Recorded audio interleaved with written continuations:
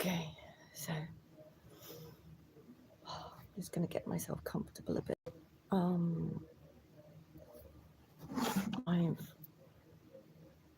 I'm just documenting this journey because I realized that what I've been through in the last...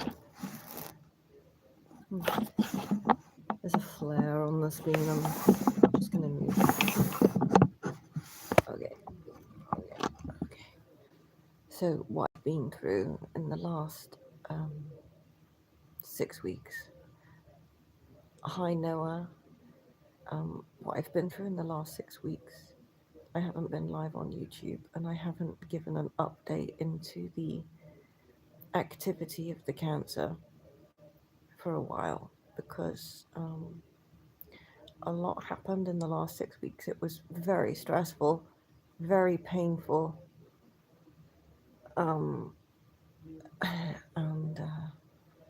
So I'm going to apologize now if I'm not very communicative because this is, for me, documenting what's happened before I forget it or lose it, because I want to remember the details that are important in case it helps anyone else going through something similar. I don't even know where to start.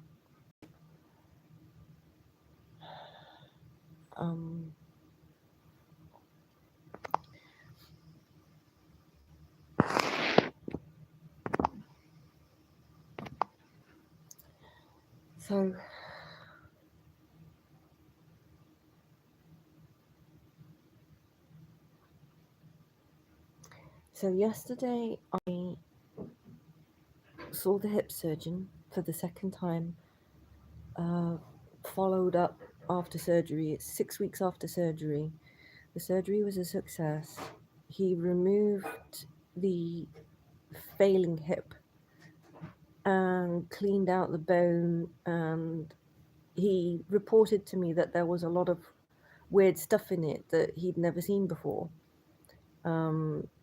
So this is a rare disease, and the fact that this orthopedic surgeon had never seen this form of disease was, I mean, it wasn't a surprise, but it was, what's the word?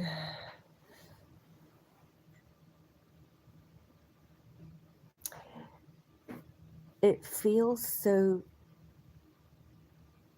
invisible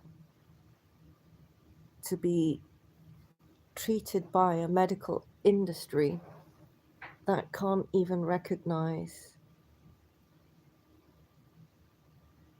what you're going through. It has no empathy for your situation, your living quality, the pain that you're going through.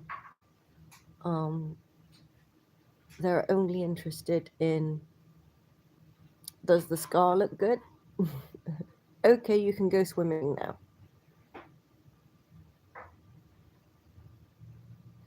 The medical industry is so divided and they don't talk to each other. It's like they're deaf. They are completely deaf to the suffering that the patients endure.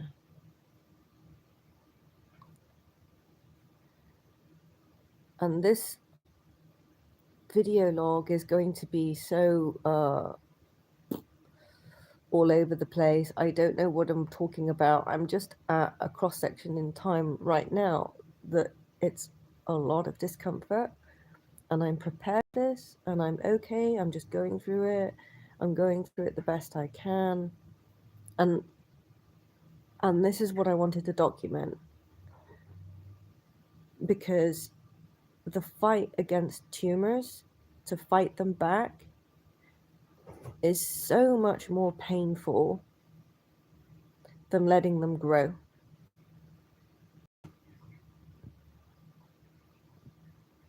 You can let cancer grow. That's easier. It's easier just to let it take you over, right? What's hard is fighting it back. That takes endurance. It's like a marathon. Hi, Stephen.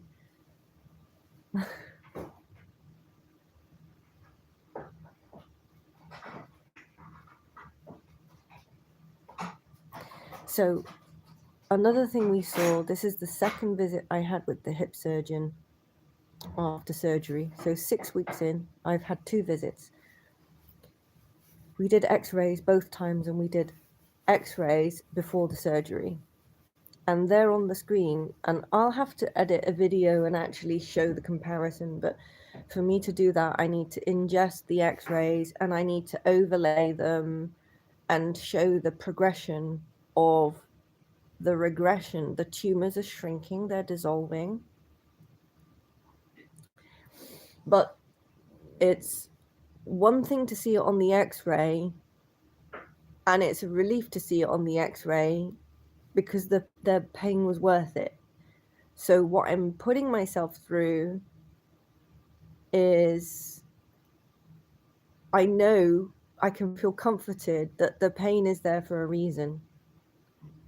And when you see the reward on the x-ray, that the tumors are actually like one by one going away, because there's loads of them. I don't really know how to describe them because they're not a traditional tumor. So the way they classify cancer in this current medical industry in the Western hemisphere is cancer can be either malignant or benign.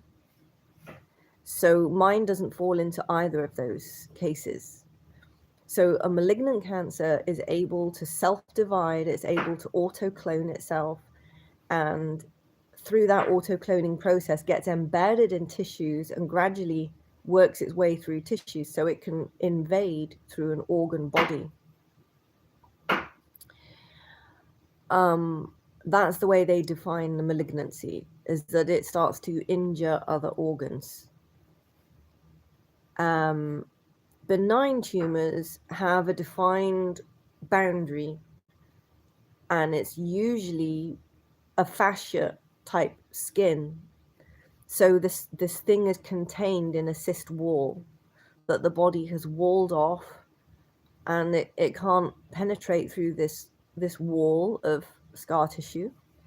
So they're called benign, and supposedly they can't kill you, but they can. A benign brain tumor can still kill you because it grows and grows and grows, and it's not invading, but it's putting pressure on the brain until you die. So benign tumors can kill you, malignant tumors can kill you, but what if these tumors are neither benign nor malignant? What does that mean? Well, it's because it's a precipitative form of tumor that in the Western Hemisphere, because it's precipitative, they don't class that as cancer. In Asia, they do, by the way. Anything that forms any growth, lump, debris in Asian culture, we consider that cancer. And the symbol has meaning. It's a body full of rocks, full of stones. So in Asian culture, I have cancer. In Western culture, the definition is not cancer, but it is metastatic, tumoral, pseudo-gout or whatever, but something is metastasizing and spreading through my body. So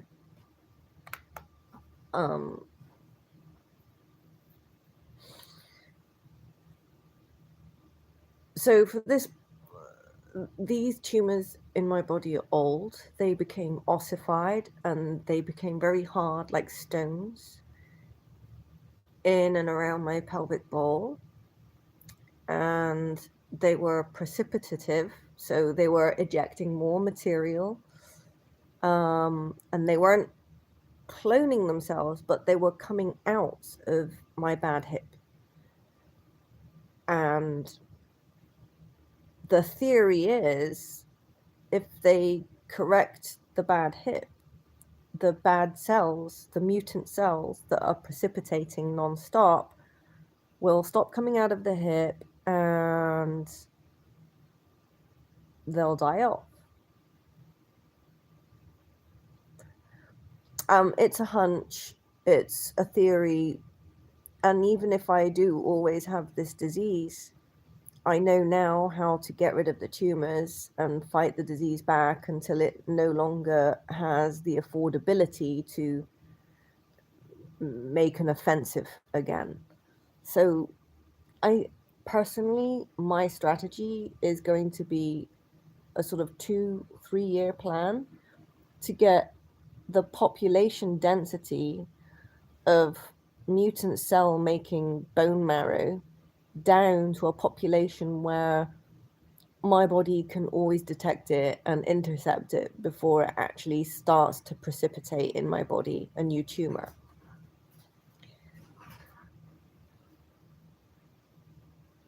So that's been my strategy all along, my kind of plan. But the strategy itself, how to implement that strategy, is something that people here in the West can't grasp. Because in the West, people aren't taught about how our organs depend on each other, how they work together, and how to stimulate our organs. We're not taught that in the West. But Asians know it. And even though we are culturally brought up with this pedagogy of being responsible for your body, for your organs, for looking after your organs, you can still be deaf to that. You can still be deaf to what that means. Biologically deaf. Like, okay, I understand that the spleen supports the liver because if the spleen is mopping up dangerous stuff quicker and disposing of it, filtering it out of the immune system, then the liver has less toxin to metabolize, to actually process, metabolize. So people may understand that concept, and they may understand the general rules of thumbs of how do you support your spleen? How do you charge up your liver? They may understand that, but they may be biologically deaf to control of those organs. To, okay, if I'm going to make it through the night without having a liver attack or a congested liver blow up on me, how can I support my liver to get rid of the traffic jam of metabolites? So your liver is trying to process this giant traffic jam all the time. And it can literally only move like red light crossing, traffic light waiting times for each chemical process that it's metabolizing. And it's linear in series. It can't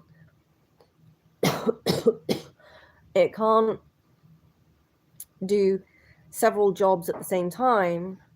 It's geared only to work in series. So, for example, if you've eaten dessert before your dinner and you have eaten alcohol with your dinner, then imagine you've got all the sugars going into your system before the carbohydrates, before the proteins, before the fiber, in that order. Well, the sugars go into the system and immediately the spleen gets it first to energize for the immune system, and the pancreas gets it and it sends an insulin signal out to produce insulin. And oh gosh, we've got a lot of fuel incoming. So the fuel that we don't get to use to prevent a sugar spike in the brain from giving you a blackout, we need to produce insulin and get ready to store it as fat, right? So you produce this massive insulin spike to get your loaders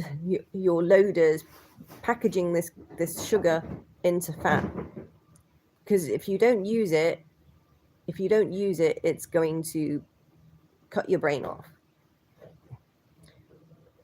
So, and then the carbohydrates come in, because so the liver's got a task, and it can metabolize carbohydrates pretty quick, but it's actually a 14-step process to methylize the sugars. Carbohydrates is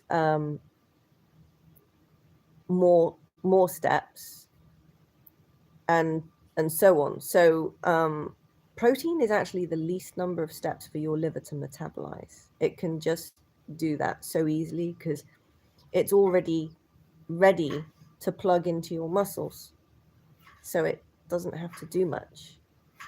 But it's a completely different process from metabolizing fats.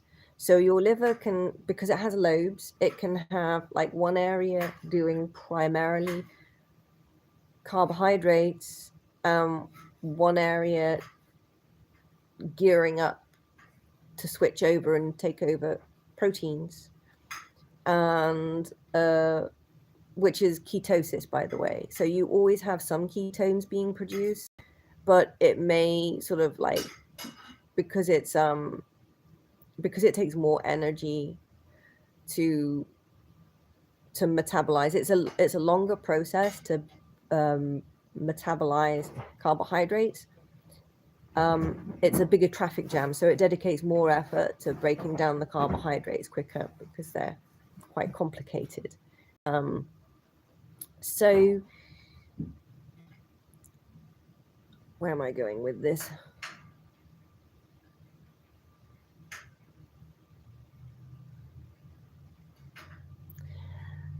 So in a nutshell, even if you have the anatomical learning about these organs and the functional learning about their dependency on each other, and the knowledge of how to support each organ at what time of day, because they all run through a cycle around the circadian schedule triggered by light and warmth, and so they have this dependency, which the wiseness, the intuition of knowing how to surf the wave of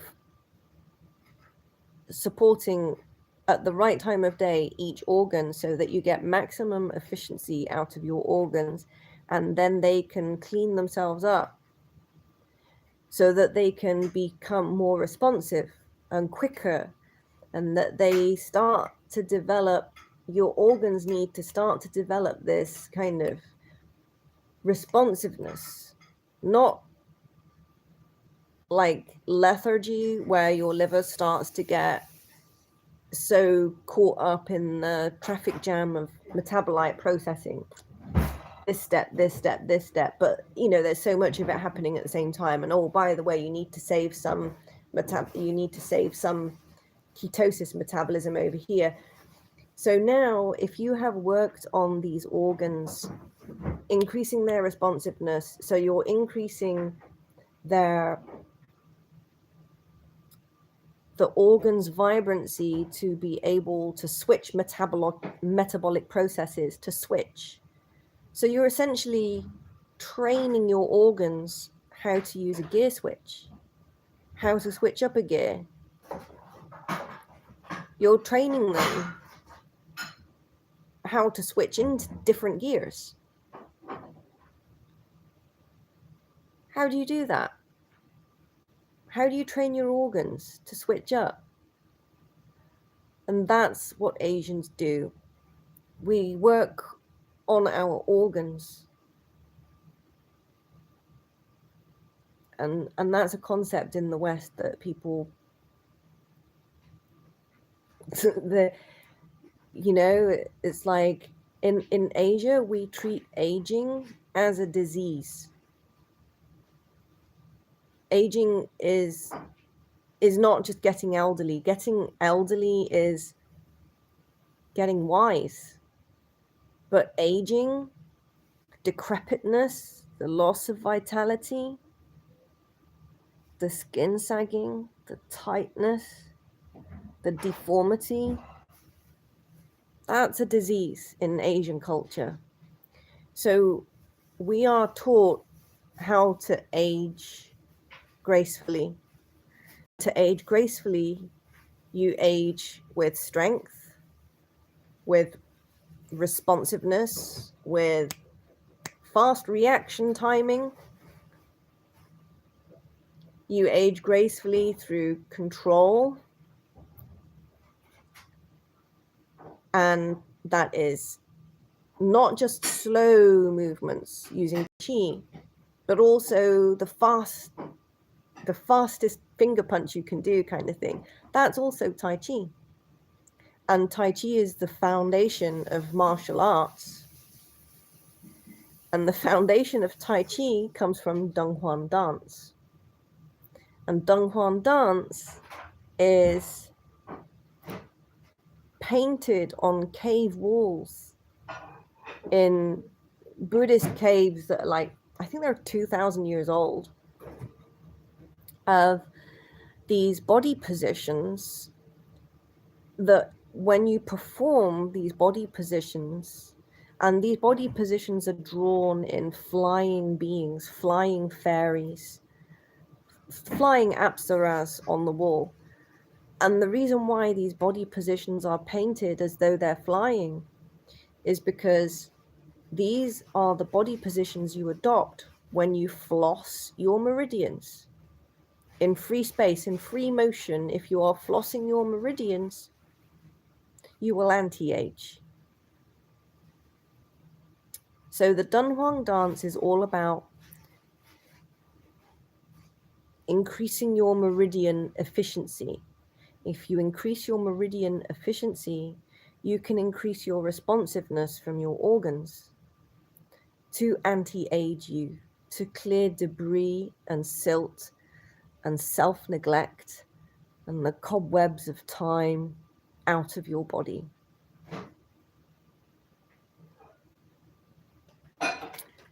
Hey, baby girl. Baby girl.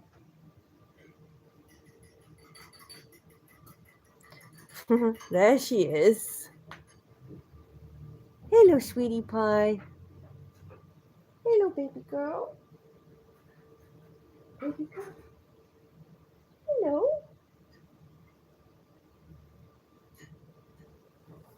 So I wanted to document that because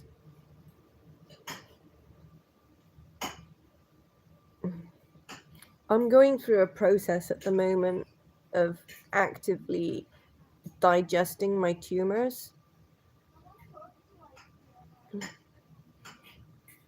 which showed up on the post-surgery x-ray.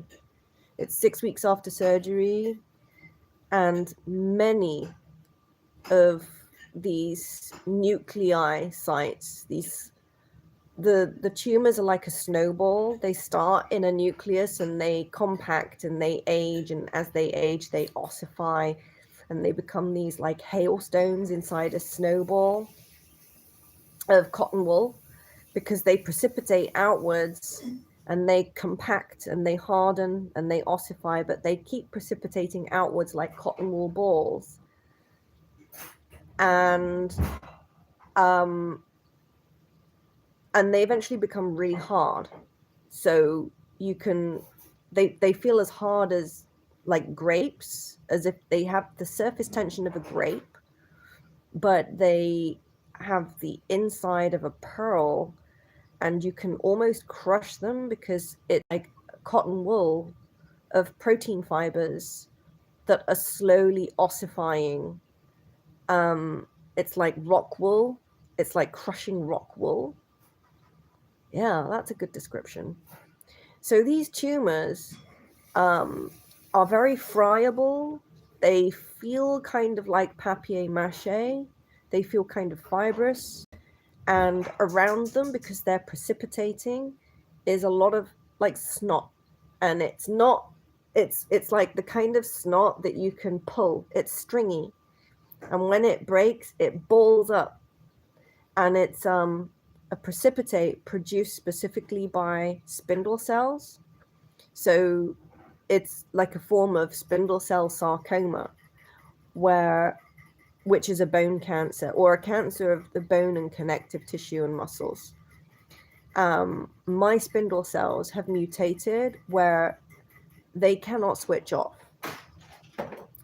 And spindle cells are repair cells that are shaped like a spindle, and they literally hydraulically inject or ejaculate this ECM, extracellular material, which is basically the protein foundation, like silly string. They're squirting silly string permanently until they die. And they live for about 90 days, but generally spindle cells are active only for 6 weeks. They're kind of programmed to be active for 6 weeks and then implode or die or whatever. So if they're dormant, they're normal, they're switched off. Mine never enter dormancy. So they switch on, they go in to repair the hip, and then they migrate elsewhere, and they can't stop spinning. So they live for 90 days, and they snowball on top of each other. So more spindle cells come and join the ones around my stomach. And, you know, all his friends are coming to join him. I'm like, oh, all right, mate. And they're spraying silly string constantly around my organs, mummifying everything. And if you don't get rid of it, this plaquing around the organs and through the meridians and in your fatty tissue, if you don't get rid of it, it starts to ossify. And the ossification starts inside this ECM material, inside the fatty tissue, and it grows like needles of rockwool into the fat and into the ECM material. And even though the tumors can be broken up, they then become abrasive. So if you break the tumors up after they've started precipitating calcium, it's like getting toothpaste and rubbing it into your muscles and your nerve sheaths, and that abrasion causes pain on the nerve sheaths, it causes inflammation. So unfortunately, this disease is painful, and getting rid of it is even more painful. So that's what I've been going through. My voice is breaking for some reason. Look at her. She's sitting there. Did you just wave at me, baby girl? You just go punch the air again. Go on, baby girl. I can see you, baby girl.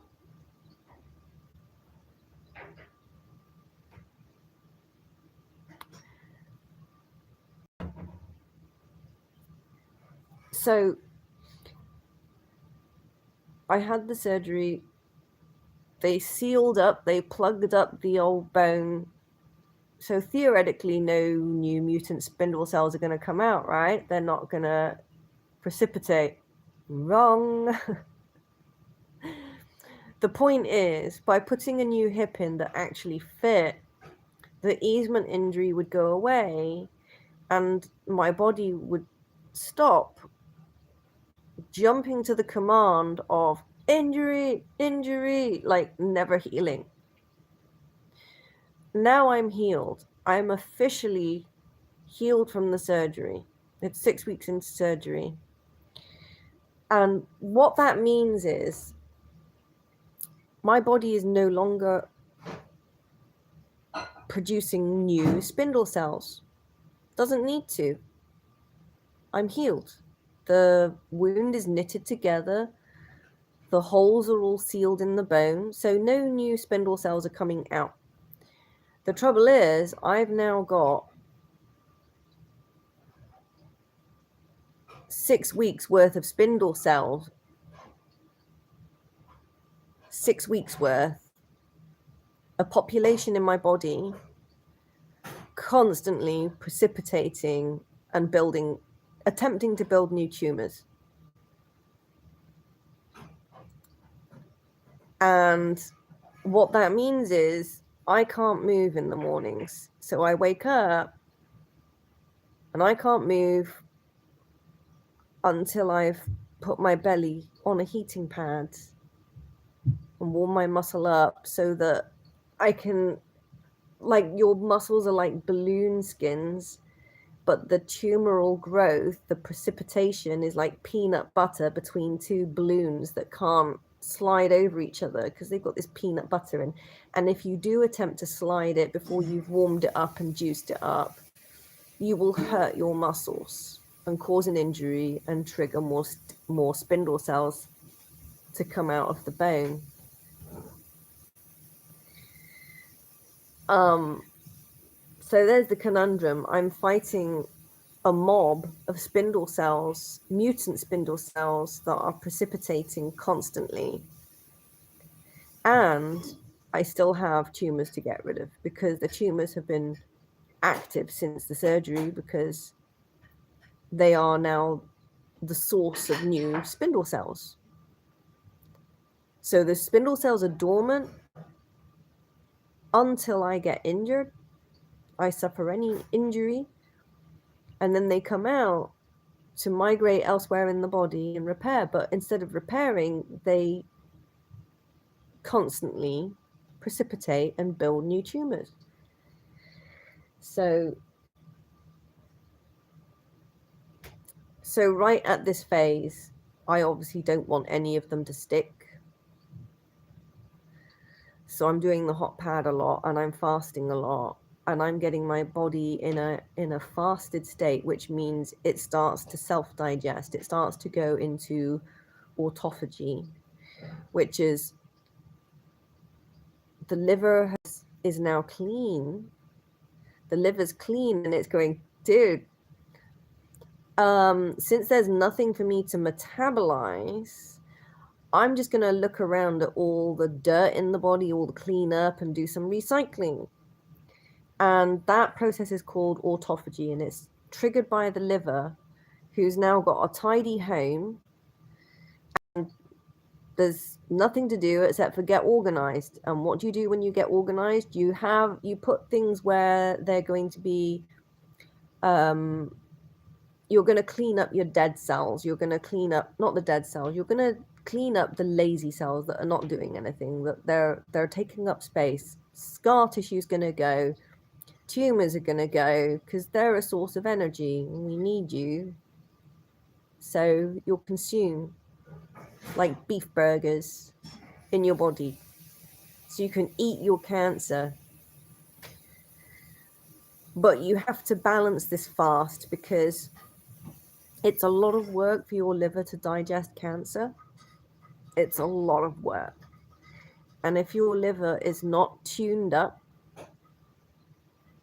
it's not switching gears responsively to the different foods that you're eating, then you cannot absorb nutrients from your food. If you cannot absorb nutrients from your food, you cannot digest the cancer. So it's more important to feed yourself correctly, to charge your liver up with the correct metabolites, the correct toolkit, so that the liver can start to diversify and speed up and switch tasks more readily, so that you can train your liver how to digest cancer.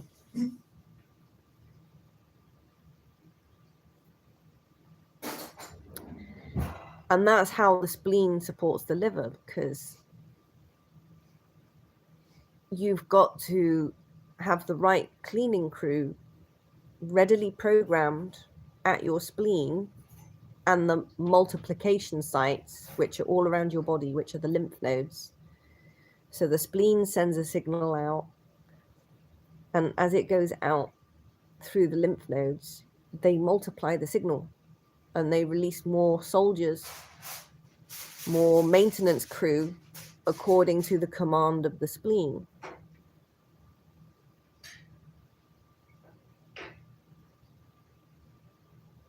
But you've got to release the right crew, because if you release the wrong crew into the body, then you won't digest the tumors. So you have to train your spleen how to look for cancer. And you can train your spleen to do that. You can teach your spleen using the gallbladder meridian. In Chinese, we call it the gallbladder meridian because it actually crosses at the belly button with the spleen. Oh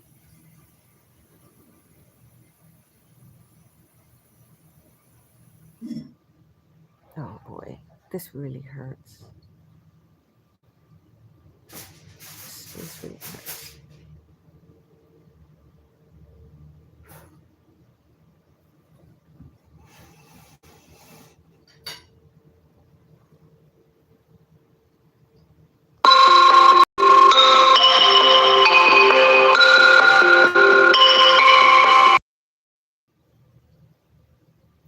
Okay, I think I'm gonna stop there.